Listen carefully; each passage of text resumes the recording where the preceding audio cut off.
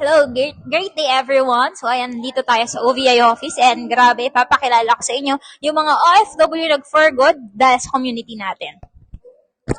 Hello, Assalamualaikum, Rahmatullahi Wabarakatuh. Ako po si Salwa Muhammad, dating OFW. Kauwi ko ngayon, nag-pergod na ako. Great day, everyone! My name is Leticia Sidoro, dating OFW for 16 years. 4 na taon sa Dubai at 12 years sa Taiwan. Thank you! Ayan, yes, ako po pala si Reza Umandam, dating OFW sa Kuwait, 3 years, ngayon for good. Thank you.